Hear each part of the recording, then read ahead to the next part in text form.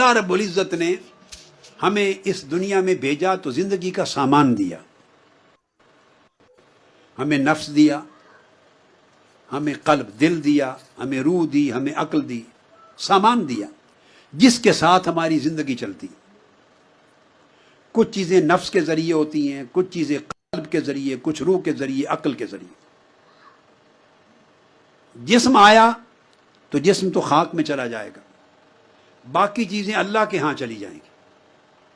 جب آپ قبر میں رکھیں گے میت کو تو جسم خاک سے آیا تھا اور خاک میں چلا جائے گا، مل کے گھل کے ختم ہو جائے گا۔ روح اللہ کی طرف سے آئی تھی، اللہ کی طرف جانی۔ آپ ایک روح پر ہی کنسنٹریٹ کر لیں نا تاکہ آپ کو سمجھنا آسان ہو جائے۔ جسم اور روح دو چیزیں ہیں۔ جسم آپ آنکھوں سے دیکھتے ہیں، آپ مٹی میں رکھاتے ہیں، مٹی میں مٹی ہو جاتا ہے، ایک عرصے کے بعد ختم ہو جاتا ہے، خاک بن جاتا ہے۔ روح نہیں خاک ہوتی، روح اللہ کے ہاں چلی جاتی۔ تقویٰ کا معنی یہ ہے کہ اللہ رب العزت چاہتا ہے میرے بندے، جب میں نے تجھے دنیا میں بھیجا تو نفخت فیہ من روحی، میں نے اپنی طرف سے روح دی تھی، تمہارے اندر روح پھونکی تھی، میں نے تمہیں روح دی۔ تقویٰ یہ ہے کہ جو جس حال میں نے تمہیں روح دی اسے حال میں مجھے واپس لوٹا۔ جس حال میں نے تمہیں دی تھی اسی حال میں واپس لوٹا، اسے کرپٹ کر کے نہ لوٹا، داغدار کر کے نہ لوٹا، تاریک کر کے نہ لوٹا، خراب کر کے نہ لوٹا۔ جس طرح روشن، منور، مزین، پاکیزہ، طاقتور میرا ذکر کرتی، چمکتی دمکتی روح میں نے تیرے اندر ڈالی تھی، میرا سامان یعنی میری روح جو تجھے دی، مجھے جب تو لوٹائے تو اسی حال میں لوٹا جس حال میں نے تجھے دی تھی۔ جو بندہ اس روح کے اس حال کو اسی طرح برقرار رکھے جس حال میں اللہ سے لی تھی، اسی حال میں پلٹائے، یہ روح تقویٰ ہے، یہ تقویٰ ہے۔ اب اس کی مثال دیتا ہوں۔ آپ ٹیکسی لے آتے ہیں، کار لے آتے ہیں کسی دکان سے کرائے پر، تو جس سے لاتے ہیں قاعدہ کلیہ ہے کہ نہیں کہ اسی حال میں واپس لوٹائیں؟ بولیں۔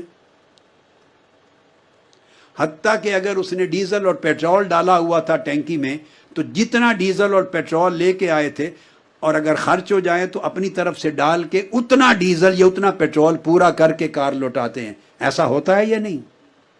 ورنہ مالک کہتا ہے اگر کار کو آپ توڑ دیں، نقصان کر دیں، کہیں ڈینٹ لگا دیں تو آپ کو پے کرنا پڑ جاتا ہے۔ وہ پے کرنے کو عذاب کہتے ہیں، وہ سزا ہے۔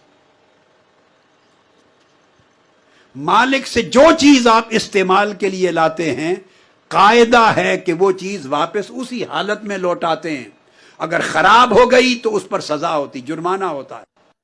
اس طرح بندے، اللہ نے آپ کو عقل دی پاکیزہ جوہر کے طور پر، اور اگر وہ کرپٹ کر دی، آپ نے خواہش کر دی، منفی کر دی، اس کو مکار بنا دیا، عیار بنا دیا، اس کو بے ایمان بنا دیا، کرپٹ کر دیا، اللہ قبول نہیں کرے گا۔ فرمایا میں نے یہ عقل تو نہیں دی تھی، مجھے اس حال میں پاکیزہ عقل لوٹا، جس حال میں پاکیزہ روح دی تھی اسی حال میں لوٹا، جس حال میں نفس دیا تھا اسی حال میں لوٹا، جیسا دل دیا تھا اسی طرح روشن دل واپس لوٹا۔ لہذا جس بندے کو یہ فکر رہے کہ مجھے اللہ نے یہ امانتیں دی ہیں، میں تو کرایہ دار ہوں، میں تو استعمال کر رہا ہوں، اللہ نے استعمال کے لیے دی ہیں، مالک نہیں بنایا۔ اگر ہم مالک ہوتے تو جیسے چاہتے مس یوز کرتے، کوئی پوچھنے والا نہیں تھا، مگر ہم تو کسی شے کے مالک ہی نہیں ہیں۔ ہمیں تو امانت دی ہے استعمال کرنے کے لیے، مالک تو مولا ہے، جس نے دیا اسی کو جانا۔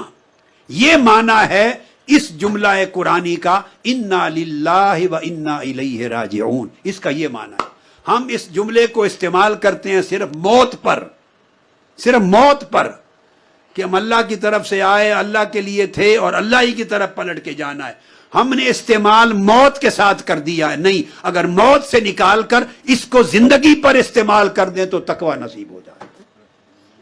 ہم اللہ کی طرف سے آئے اور اللہ ہی کی طرف پلٹ کے جانا ہے۔ چونکہ اللہ کی طرف پلٹ کے جانا ہے تو ہر چیز کو اللہ دیکھے گا۔